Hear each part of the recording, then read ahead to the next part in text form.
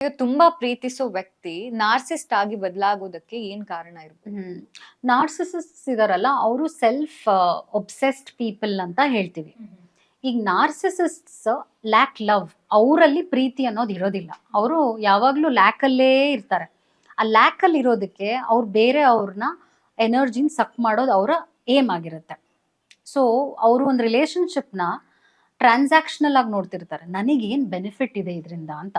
So ಇದನ್ನ narcissist cycle ಅಂತಾನು ಬರುತ್ತೆ. ನಾರ್ಸಿಸಿಸ್ಟ್ ಸೈಕಲ್ ಅಂದ್ರೆ ಫಸ್ಟ್ ಸ್ಟೇಜ್ ನಾರ್ಸಿಸಿಸ್ಟ್ ಯೂಸ್ ಮಾಡೋದು ಲವ್ ಬಾಂಬಿಂಗ್ ಅಂತ ಹೇಳ್ತೀವಿ. ಆ ಒಂದು ಹುಡುಗಿ ಅಥವಾ ಹುಡುಗನ ಎಲ್ಲ ಅಟೆನ್ಷನ್ ಗೇನ್ ಮಾಡೋದಕ್ಕೆ, ಎಲ್ಲ ಟ್ರಸ್ಟ್ನು ಗೇನ್ ಮಾಡೋದಕ್ಕೆ ಅತಿಯಾದ ಪ್ರೀತಿ ಕೊಡೋದು, ಗಿಫ್ಟ್ಸ್ ಕೊಡೋದಿರ್ಬೋದು, ಅವೈಲೇಬಲ್ ಆಗಿರೋದಿರ್ಬೋದು, 24 ಗಂಟೆ ಫೋನಲ್ಲೇ ಮಾತಾಡೋದಿರ್ಬೋದು, ಅವಾಗ ಮೀಟ್ ಮಾಡೋದು.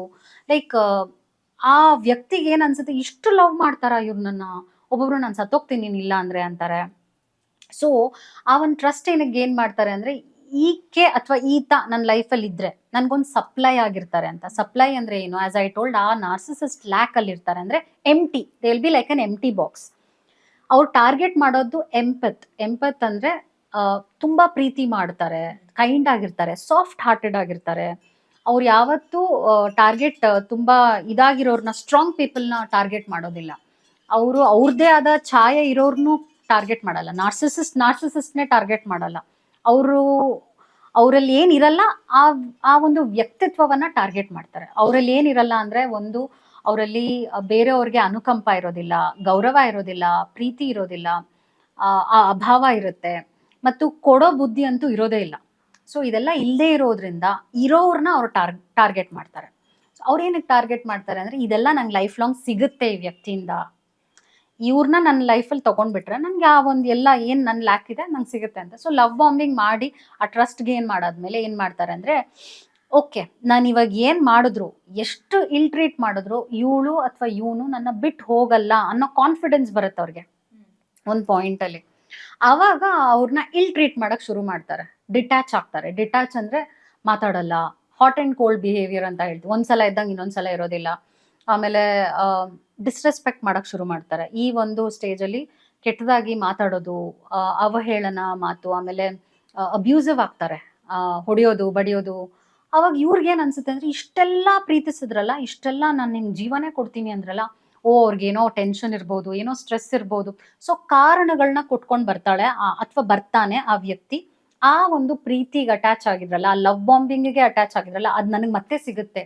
Because the relationship will be addictive, ನಾವು ಅಡಿಕ್ಷನ್ ಆಗೋಗಿರುತ್ತೆ.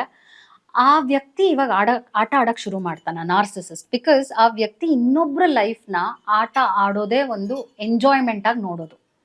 ಹಾಗೂ ಯಾವಾಗ ನನಗೊಬ್ರು ಕ್ರೇವ್ ಮಾಡ್ತಾ ಇದ್ದಾರೆ ಅನ್ಸತ್ತೆ, ಅದೊಂದು ಕಿಕ್ ಕೊಡುತ್ತೆ ನಾರ್ಸಿಸಿಸ್ಟ್ಗೆ. ಸೊ ಹಂಗೆ ಅದು ಮುಂದೆ ಹೋಗ್ತಾನೇ ಇರುತ್ತೆ ಆ ರಿಲೇಶನ್ಶಿಪ್. ಅದೊಂದು ಸಫರಿಂಗ್ ರಿಲೇಶನ್ಶಿಪ್ ಆಗುತ್ತೆ. ಅವರೇ ಕಾಲ್ ಮಾಡೋದು, ಅವರೇ ಟೆಕ್ಸ್ಟ್ ಮಾಡೋದು, ಅವರೇ ಮೀಟ್ ಮಾಡು ಅಂತ ಬೇಡ್ಕೊಳ್ಳೋದು.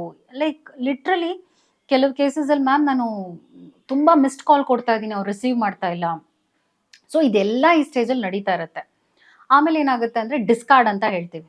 ಇವಾಗ ಆ ವ್ಯಕ್ತಿಗೆ ಏನೇನ್ ಸಿಗ್ಬೇಕೋ ಎಲ್ಲ ಆ ಒಂದು ರಿಲೇಶನ್ಶಿಪ್ ನಲ್ಲಿ ಸಿಕ್ಕಿದೆ ಅಂದ್ರೆ, ಆ ಒಂದು ಕಂಫರ್ಟ್ ಸಿಕ್ಕಿದೆ, ಇನ್ಯಾರೋ ಸಿಕ್ಕಿದ್ರಲ್ಲಿ, ಇನ್ಯಾವುದೋ ಒಂದು ಅಟೆನ್ಷನ್ ಸಿಕ್ತು, ಇನ್ಯಾರೋ ಒಬ್ರು ಬಕ್ರಾ ಸಿಕ್ಕಿದ್ರು ಅಂದ ತಕ್ಷಣ ಈ ಒಂದು ಪರ್ಸನ್ ಕಂಪ್ಲೀಟ್ ಡಿಸ್ಕಾರ್ಡ್ ಅಂದ್ರೆ ಕಂಪ್ಲೀಟ್ ಎಂಡ್ ಮಾಡ್ಬಿಟ್ಟು, ಏನೋ ಹೇಳ್ದೆ ಗೋಸ್ಟ್ ಮಾಡ್ಬಿಡ್ತಾರೆ. ಗೋಸ್ಟ್ ಅಂದ್ರೆ ಏನು ಉತ್ತರ ಕೊಡದೆ ಆ ರಿಲೇಶನ್ಶಿಪ್ ನ ದಿ ಎಂಡ್ ಅವ್ರ ಕಡೆಯಿಂದ ಮಾಡಿ ಹೋಗ್ಬಿಡ್ತಾರೆ, ಬೇರೆಯವ್ರನ್ನ ಎಂಟರ್ಟೈನ್ ಮಾಡ್ತಾರೆ.